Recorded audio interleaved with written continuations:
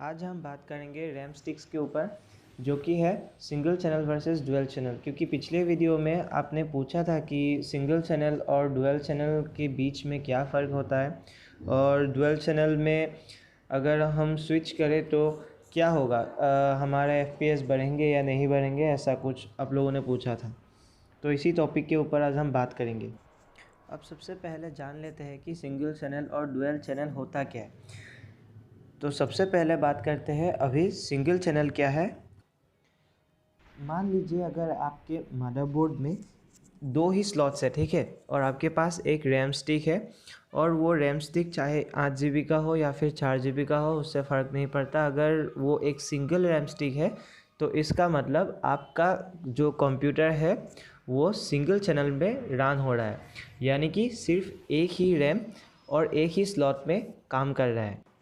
ये हो गया अगर हम सिर्फ एक ही मदरबोर्ड में दो स्लॉट्स है और उसमें सिर्फ एक ही रैम स्टिक लगा हुआ है तो उसे सिंगल चैनल कहते हैं।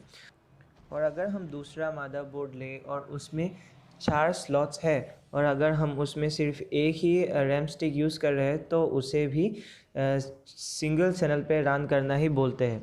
आजकल के सभी मदरबोर्ड्स में 4 स्लॉट्स होते हैं और चारों में दो कलर वेरिएंट्स हमें देखने को मिलते हैं। एक होता है रेड ब्लैक या फिर रेड ब्लू, कुछ भी हो सकता है। तो दोनों अलग अलग कलर्स में होते हैं, मतलब स्लॉट्स। तो अगर पहला स्लॉट में रेड कलर है तो दूसरा स्लॉट ब्लैक होगा या फिर ब्लू होगा। तो ऐसे ऑल्टरनेटिवली कलर, चारों के कलर ऑल्टरनेटिवली ऐसे होते रहते हैं। और इन चारों कलर्स के एक मीनिंग होते हैं। मीनिंग मतलब ऐसा है कि अगर पहले वाला रैम स्लॉट रेड कलर है तो दूसरा ब्लैक का होगा, फिर रेड का है, फिर ब्लैक का होगा, ऐसा है।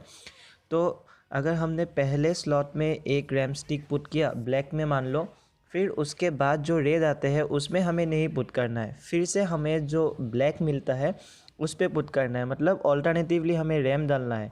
अगर दोनों को एक साथ में डाल दिया तो इसे सीरीज़ होते हैं। तो सीरीज में अगर सीरीज़ में हो गया तो इसे सिंगल चैनल बोलते हैं। तो ये हो गया सिंगल चैनल। अगर हम डुअल चैनल की बात करें तो पहले मान लीजिए आपके पास एक मदरबोर्ड है और मदरबोर्ड में सिर्फ दो ही स्लॉट्स है।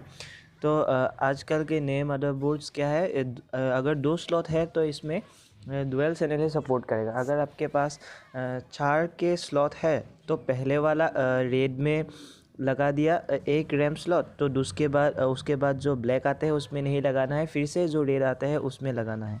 अगर रेड और रेड या फिर ब्लैक और ब्लैक में ऐसे अगर हम लोगों ने रैम स्टिक्स पुट कर दिया तो इसका मतलब ये होता है कि आपके पीसी जो है वो डुअल चैनल में रन कर रहा है। आपको रेड के साथ ब्लैक कभी नहीं डालना है। रेड के साथ अगर ब्लैक डाल दिया तो इसका मतलब ऐसे निकल के आता है कि ये दोनों जो रैम स्टिक्स है ये सिंगल चैनल में रन कर रहा है। यहाँ तक हमें पता चल गया है कि सिंगल चैनल और डुअल चैनल में डिफरेंस क्या है और सिंगल चैनल डुअल चैनल होता क्या है। अभी हम बात करेंगे कि ये दोनों ही चैनल्स जो है वो कैसे परफॉर्म करता है। सिंगल चैनल कैसे परफॉर्म करता है, उसके बाद डुअल चैनल कैसे परफॉर्म करता है। तो सबसे पहले ये सिंगल चैनल परफॉर्म कैसे करते हैं, इसको समझने के लिए हमको एक एग्जांपल लेना पड़ेगा। एग्जांपल में हमें एक CPU लेना है और उसके बाद एक सिंगल चैनल का रैम लेना है। तो ये रैम पहले काम कैसे करते हैं, तो सबसे पहले जो हमारे डेटा जो स्टोर होते रहते हैं SSD या फिर HDD में, सबसे पहले तो वो रैम में जाता है और रैम में जाने के बाद वो CPU में जाता है और सभी कुछ प्रोसेस होके हमारे डिस्प्ले में आता है। अगर सिंगल चैनल में रन हो रहा है तो इसका मतलब हमें ऐसा समझना पड़ेगा कि जो CPU के साथ जो ये रैम का कम्युनिकेशन होता है वो कम्युनिकेशन सिर्फ और सिर्फ एक ही लाइन से कनेक्ट होता रहता है। तो आप मान लीजिए कि CPU और रैम के बीच जो आने जाने का जो रास्ता है वो सिर्फ एक ही लेन है, और इसी लेन से अगर हम एक हैवी फाइल ओपन करना चाहते हैं, यानी कि एक गेम ओपन करना चाहते हैं या फिर मल्टीपल लेयर्स ऑफ एडिटिंग अगर हम करना चाहते हैं, तो क्या होता है, उस रास्ते से जो रीड या फिर राइट का जो स्पीड होता है वो काफ़ी स्लो हो जाता है। और स्पीड स्लो हो जाने का मतलब ऐसा है, आप मान लीजिए अगर आपके पास एक रैम स्टिक है और वो 4 GB का है और आप एक गेम खेलना चाहते हैं जो कि उस गेम को चलने के लिए मिनिमम रिक्वायरमेंट रैम का 6 GB है। तो इस पॉइंट पे क्या होगा कि अगर हम उस वक्त वो गेम ओपन कर दे तो वो जो रैम 4 GB का था ना, वो 4 GB इंस्टेंटली फुल हो जाएगा। तो उसके बाद जो वो डेटा ट्रांसफ़र करना था वो ट्रांसफ़र करने में स्लो हो जाएंगे, क्योंकि वो जो रैम फुल हो गया है उसको पहले पार भी तो करना है सीपीयू तक, और सीपीयू भी तो प्रोसेस करना है, सीपीयू प्रोसेस करने के बाद उसको वापस भी डालना है। तो यही सब कुछ काम एक सिंगल स्टिक रैम अकेला नहीं कर पाता है, और फिर सीपीयू हीट होने लगते हैं या फिर रैम हीट होने लगते हैं, और उसके बाद हमारे जो परफॉर्मेंस होते हैं वो लैगी हो जाते हैं। अभी बात करते हैं डुअल चैनल की। अगर हम पहले का ही एग्जांपल ले लें तो क्या होगा, जो पहले डेटा ट्रांसफ़र एक ही लेन से हुआ करता था तो अभी लेन 2 हो चुका है। पहले एक था तो अभी लेन 2 हो चुका है। और लेन 2 हो जाने से हमारे फ़ायदा क्या होगा? तो हमारे फ़ायदा ये होगा कि पहले जब सीपीयू से रैम कम्युनिकेट कर रहा था तो वो सिंगल लेन से ही हो रहा था, तो अब 2 हो चुका है। तो इससे ये होगा कि जो सीपीयू से डेटा ट्रांसफ़र का जो रेट था वो अब दोनों रैम में एक साथ होने लगेंगे।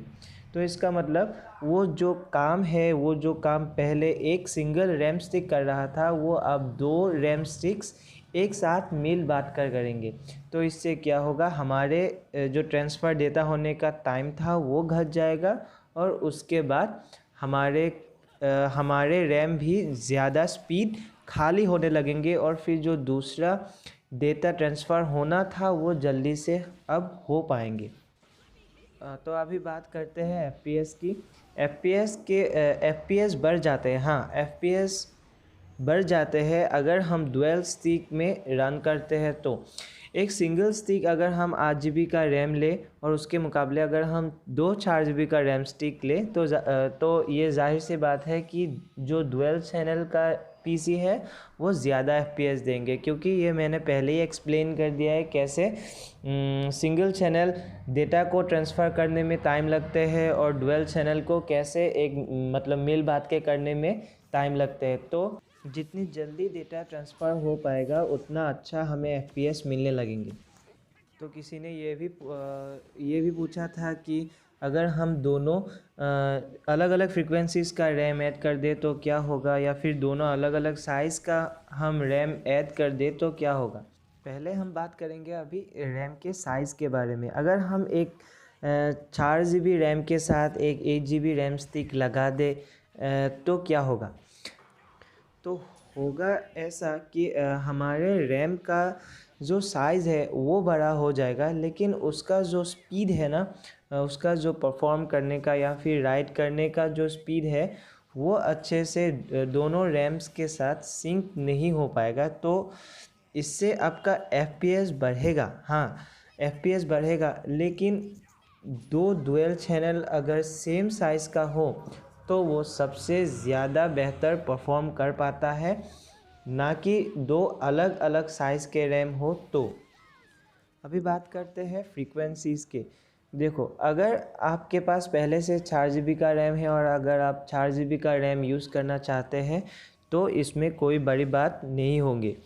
मतलब अगर दोनों फ्रीक्वेंसीज़ अलग अलग होंगे तो बहुत बड़ी दिक्कत नहीं आएंगे, क्योंकि अगर आपका पहला रैम स्टिक 3100 मेगाहर्ट्ज़ पे रन कर रहा था, अगर आपने उसके बाद अपग्रेड करना चाहा दूसरा 4 GB रैम स्टिक के साथ और उस नए 4 GB रैम स्टिक में अगर 36 मेगाहर्ट्ज़ तक फ्रीक्वेंसी जा सकता है, तो बाद में जो आपने रैम लिया था ना उसका जो स्पीड है वो घट के 3100 मेगाहर्ट्ज़ तक चला जाएगा। तो इसका मतलब ये है कि जो हायर फ्रीक्वेंसी का रैम है वो अपने नीचे लेवल का फ्रीक्वेंसी के साथ एडजस्ट कर लेता है और दोनों ही 3100 मेगाहर्ट्ज़ में चलने लगते हैं।